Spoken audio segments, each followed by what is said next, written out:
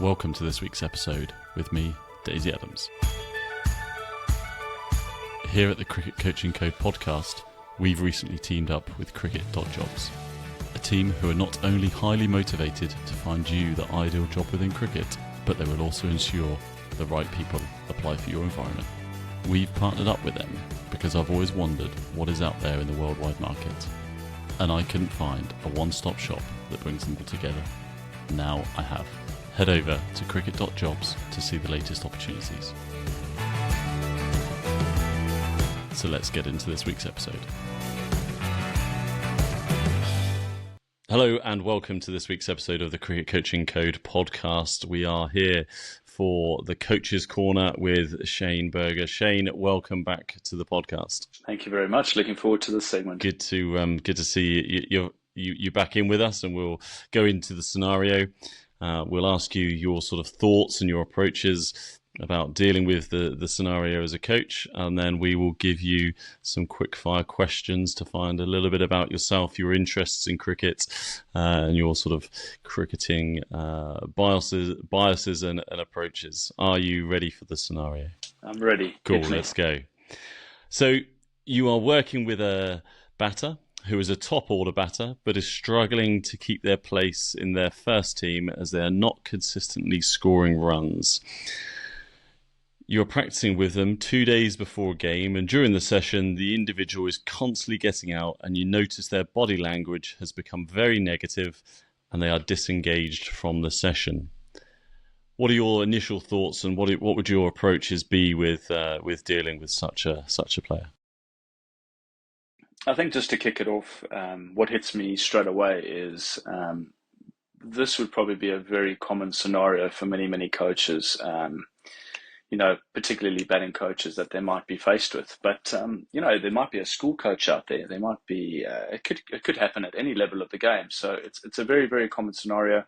I think the thing we all strive for in cricket is to build confidence. I think any batter's ever searching for is the ability to have that confidence and that process that they can believe in, which is ultimately going to get them to score runs. So the way you manage it is we've spoken quite heavily on the podcast about really understanding the player, really understanding the character that you're dealing with. I spoke also earlier about coaching the person and not necessarily just the player, because if I'm coaching that player, I come in with a certain lens.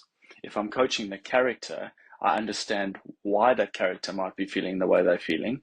I understand that it might have absolutely no link with a technical aspect of the game, a particular mood that they might be in. It could be anything that might be wrong. Okay. So are we holistically looking at potentially what might be the cause? It's not always necessarily a pre-movement or something like that, but it could be that easy as being a pre-movement. So I think the first thing is genuinely just understanding that player and where they're coming from.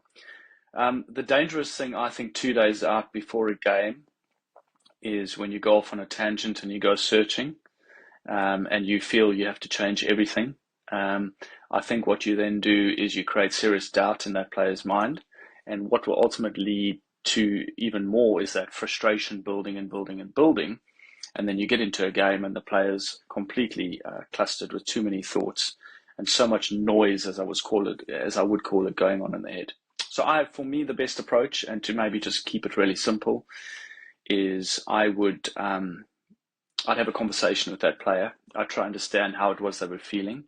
What is it they're thinking about while they're currently playing? What is the noise that's happening in that head? What I would also do is I would always take that player back to when they were playing really, really well. What is it you were doing? What was the process you were following? If I have any video footage, I might even go and show that player about them doing something incredibly well and really trying to create those positive thoughts again. But then again, depending on how you know the character, if you're intervening too much, that might also push the player the other way. So I guess really understanding the player and trying to understand how you build their confidence is key. But my process would be identify what the fault potentially might be, try get them to see themselves doing it really, really well, or trying to follow the same process they've always followed, and then try to create a routine before the game that's going to get them into the best possible place to go out and perform. That would be my process for managing a player like that. Yeah, thank you for unpicking it. And I think I sort of thought you would go that route with it, noting obviously what we've previously discussed. And I think it's sort of in summary for how you're presenting it. It's about getting that player and that person back to the best version of their self. And I know we discussed that previously. Um, if that individual then is not aware of their own shortfalls that you've identified, and noting how close it is to their game day, how how can you go about making sure that any changes you are making, either positive or drastic, quite drastic changes, are not going to affect that individual being the best version of themselves on game day? Yeah, and that's a really good question. And actually, I think if I think about it in that way, I think simple can really be good with a Okay. player. So for me, it's how can you reaffirm a few things with a player? So for example, what is actually causing them to be really frustrated? Is it the bounce of the ball? Is it maybe the facilities you're training on? In which case, if I take myself back into South Africa, and sometimes we trained on some really tough surfaces and had some really poor facilities to deal with. And more often than not, the player could be doing everything right, but something that is completely out of their control, the bounce of the ball, the lack of bounce of a ball, might be the thing that's causing them the irritation. How about you just take the bounce of the ball away? How about you throw a few full tosses? How about you you get down on one knee halfway down the track if they're working on a short ball, and you actually deliver a really good underarm throw into their chest that they can play a pull shot where they don't have to rely on the conditions. I think is another way of really building confidence with a player. So I think that's where you can get creative as a coach, is actually going, how can we actually just train a little bit differently in the build up to a game? Even hitting a few underarmers into a net before a game, just to get the real feel of hitting the middle of the bat, might bring that feeling back, that good feeling and that positive feeling for a player back. Um, you know, um, Getting them to laugh and smile in some sort of way, cracking a joke with them. Here's the other thing too: you can use simple things like playing music, which might calm them down. Get them to sing a song in their head. What's a favorite song they've ever heard? What's a song? And when they start singing the song in their head, they just relax, and suddenly the shoulders relax and their hands can flow and they can start hitting the ball better. So how do you take that tension and that anxiety out of them? So there'll be coaches with far better answers than I've got for this, but I think getting really creative with it can be good, and keep thinking about, how can I build this player's confidence? What do I need to do to build their confidence 2 days out? Because you're not going to change too much before the game. Yeah, love it. Thank you for answering the second part to that scenario. Appreciate it. Okay, some quick fire questions then. In your opinion, who is the best batter that has ever played the game, and why? Wow. I love this. Can I give you a few answers? It has to be one person. Can I build a batter? Yeah, No, no, I yeah, can't. yeah. Let's do that. Let's do that. Let's pick the qualities, attributes, characteristics, and yeah, let's do that. Go on. I want the balance and the simplicity of Hmm. Tendulkar. I want the flair of Hmm. Lara and the ability to just move and hit balls into areas and play shots that you never thought you could play. I want the bravery of Viv Richards. I want the defense of Jacques Callis. Um, I want the ability to play the short ball like Ricky Ponting. I want the flair and the charisma and the confidence of Kevin Peterson. I'd love to have the adaptability and the ability to change setups according to different conditions in different parts of the world, like Sangakkara had, and have a really incredible mindset to do that. Um, and I just love to have the ability and the appetite to score runs like Steve Smith does. So I think there's a sort of skills and attributes that really excite me as a coach. There's many more that I probably left out. If I think of Harry Brook at the moment and what he's doing and how, the bravery to do what he does. It's really exciting. But there's many, and I think there's so many different things that people would like in batters. But for me, those are a few names that really resonate with No, I me. love that answer. Absolutely love it. And if I find them, I'll send them down to Somerset. Okay. What are the key elements and/or attributes of playing spin bowling? Oh, so for me, it's the ability to hit the ball 360 degrees. I feel I feel now, again, depending on conditions, okay, because I think really good batters against spin, if I look at someone like Joe Root, he has an incredible ability to know what he needs to do at that very time. So if the ball is spinning, he might decide to go to his sweep shots. If the ball necessarily isn't spinning, he might utilize a crease, whether that's forward and back, incredibly well and have the ability to hit balls on top of the bounce well. So um, I think it's really exciting where the game's at the moment because in red ball cricket, you need to have certain skills. You've got to be able to trust your defence too. So when you're playing some of the best spinners in the world, you have to have a really solid defence and you have to have the ability to not get out to their best ball. But then in 50 over cricket, with the way the fields are and the restrictions, with only four people out the ring, and this actually happens in the women's game a lot now, you actually have an extra scoring option. So, for example, if they have to bring a long off up and put them at mid off, do you have a shot where you can actually hit airborne over mid off and you can access that boundary? And then it gets them suddenly thinking, right, I need to change the field. I need to push that mid off back, which might bring another option up, whether that's on the offside or the leg side, in which case you can go to your sweep option. So I think it's such a nice time to be a batter in the world of cricket because your options to score are so unlimited. Now there's the ram shot, there's the ability to turn and hit the other way, which I think is incredibly exciting and something I really wish I could have brought into my own game when I was playing. So the ability to hit 360, the ability to move incredibly well dynamically with your feet, and able to get your bat swinging through the ball, whether that's defensively or attackingly, would be a really good attribute to have. What is your favourite format of cricket and why? Um, I did mention I wanted to get back into the red ball game for various reasons. It'd be silly for me not to say red ball cricket because I think that's your genuine test of you and as you as a character and your resolve to be able to manage pressure. Also, your ability to do things really well for long periods of time.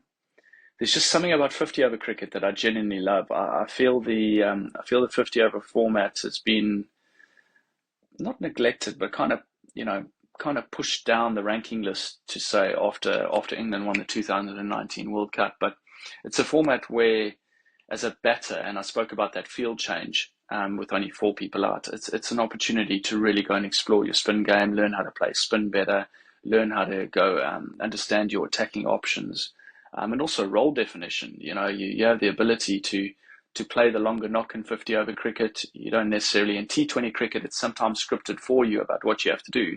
In 50 over cricket, I sometimes think you've got to have more mental resilience to understand what you need to do and when to do it.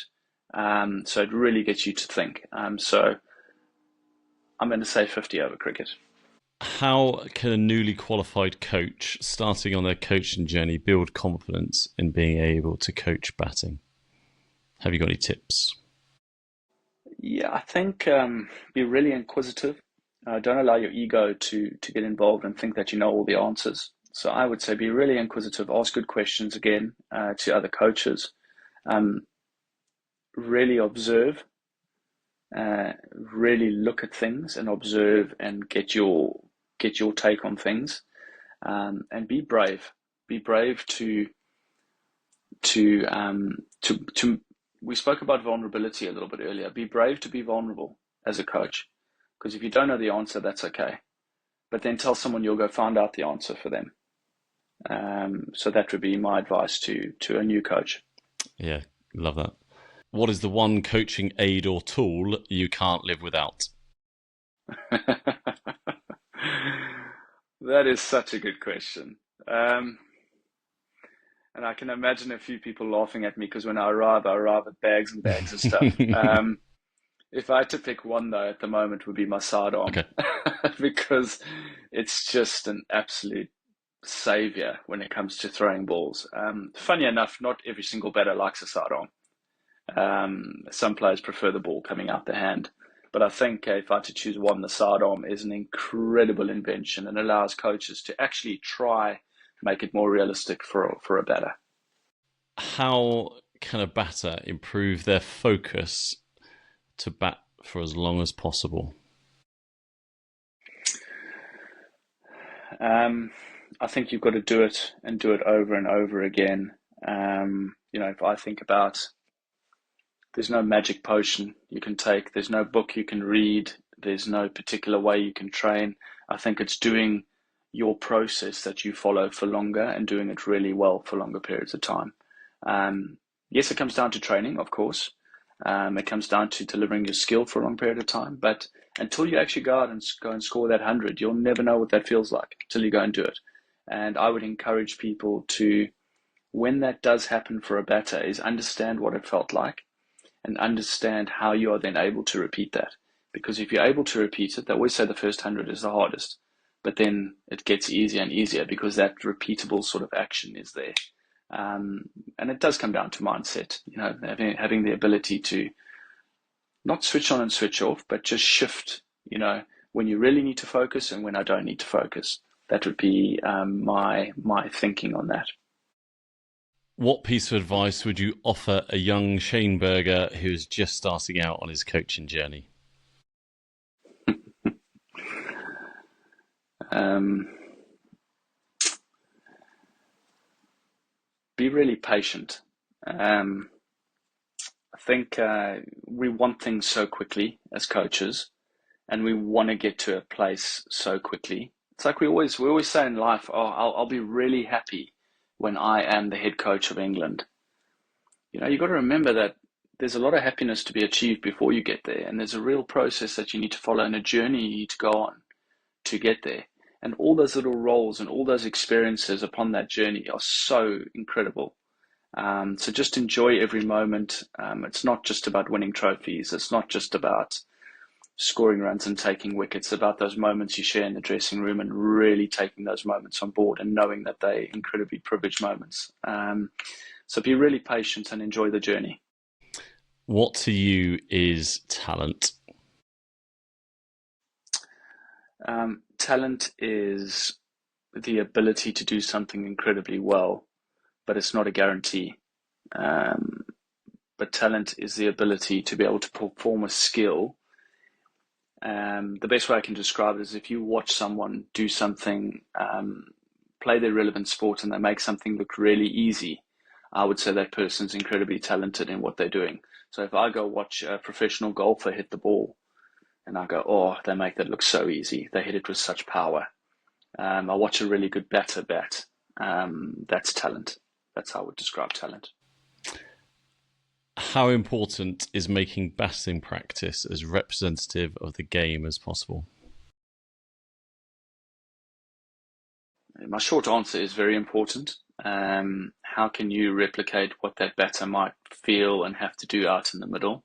I think there is always time for skill acquisition and spending long periods of time developing a certain skill. But ultimately, batting is about scoring runs and having the ability to score runs in any conditions, under any sort of pressure, against any bowling. That's what good batters do. So how can you replicate that in your training sessions? I'm a big fan of batters facing bowlers. I think we're getting to a stage now in the world where I don't think batters are facing as much bowling as they need to, and whether that comes from bowling restrictions, and I don't want to go down a whole tunnel here with info, but I would just encourage batters to face as much bowling as they can. And you look at the guys that have been incredibly successful over the years is guys who have a high work ethic and they're willing to face bowlers. Given batters sit around waiting to go in during a game, what advice can you give for someone to be correctly prepared to go out and bat? I think everybody's different. Different strokes for different folks in this one. I would say I've seen people listen to music. I've seen some people have to be really engaged and be watching the monitors. Some maybe you don't have the ability to do that at your cricket game. Maybe you just sit there and you're watching from the side. I've seen some people fall asleep before they go out to bat and they want to be really relaxed. So I generally think for you, it's about finding what really works and trying to be as relaxed as you can, because batting is only about, once you get out there, you have to be ready to face that first ball. You don't have to be ready to face that first ball when you're sitting in the dressing room, because the chances are, if you expand all that energy out in the dressing room, by the time you get out to bat, you might only be there for one ball and then you go back again. So I wouldn't allow it to become a pressure that you put on yourself. I would think find your routines that work for you, see what other people do, and get really creative about it and inquisitive. Yeah, love that. If you weren't a professional coach, a professional cricket coach, what would you have liked to have been? Genuinely anything involved in sport. Sport is my passion, whether that is somehow finding a way to remain in sport. I always had a passion when I was growing up for whatever reason. I don't know, it was television, but being a lawyer. Okay. So whether that was like fighting someone else's case for them and really making sure that they were in a good position. I think that also comes from trying to do things for other people again. So as long as I'm able to help people and impact people's lives, then I'm incredibly happy. Who, dead or alive, would you love to coach and why? Um, wow, that's a great question.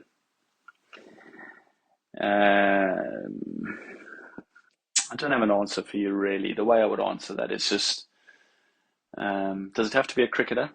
No, let's widen it. Could be, yeah. Michael Jordan. Okay. I would love to get into the. I mean, watching the documentary The Last Dance allows you a little bit of, and how they had that footage to actually show people, I think is incredible. But just seeing how he built up that resilience to train the way that he did, to make his teammates around him better, to even at times annoy his teammates to make himself better. There was a little bit of that selfishness in him, but actually made the whole team better. I think working with someone like that and trying to understand how he managed to do what he did would be incredible to get into that mindset. If you could change anything at all about cricket, either playing or practice, what would it be and why? I would definitely change the overthrows in terms of when a fielder throws the ball and it hits the stump and you get absolutely penalised for hitting the stump and it goes off and gets more runs. I suppose as a bowling coach, I should fight that that rule stays in. But I mean, as a batting coach, I should fight that that rule stays in. But I think that's unfair. I think a fielder's done something incredibly well. And I think when that happens, they shouldn't be penalised for it. What one super skill would you really want to have as a coach and why? I would love to have a machine that could tell me what a player was thinking about and how they were going about their business. Yep, it's then how you interpret that and implement it. Yeah, no, I like it. And then last question, if you can answer it in whatever depth that you like, or you can pass. During the next 6 months, what are you going to start doing? What are you going to stop doing? And what are you going to continue doing as a coach?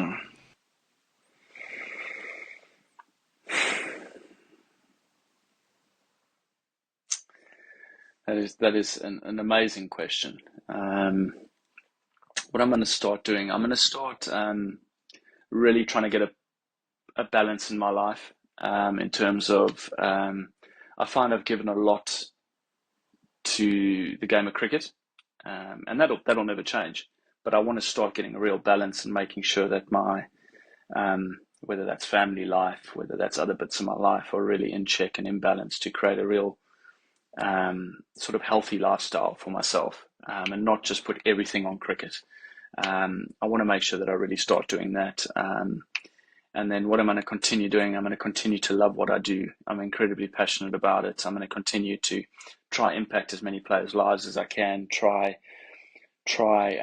Continue to get better every single day. That's something that I want to really continue to do. And then the last one Stop. was what I want to do in the What future. are you going to stop doing? What I'm going to stop doing is I'm going to stop and sometimes allow myself the permission to breathe and take in moments. I'm just going to, so your stop, I'm going to use in a different way. I'm just going to stop and allow myself to breathe and take in moments a little bit better. And almost use the advice that I've just given about really just appreciating everything and enjoying those special moments, because you just never know. You never know when they might not be around anymore. I love them. All three are generally positive. I love the spin that you've put on all those three. Absolutely love them. Shane, thank you very much for being open and honest with us, and being, sharing your knowledge, your experience, your sort of approach, your attitude absolutely comes out in spades, and I absolutely love it. And thank you very much for coming on to your Coach's Corner. Thank you very much, Daisy. It's been an absolute privilege and an honor to be on, and I just love having these conversations, and look forward to many, many more in the future. And yeah, hopefully these little bits of knowledge go out and just help anyone. And I'm a very open book, so if there's ever anyone that wants to get in touch, please do. Appreciate that. Thanks. I hope you've enjoyed this episode. If you have, then please like, follow, and share this podcast with others. And don't forget, if you would like to feature as a coach, or you would like us to cover something, then please email us at thecricketcoachingcode@gmail.com.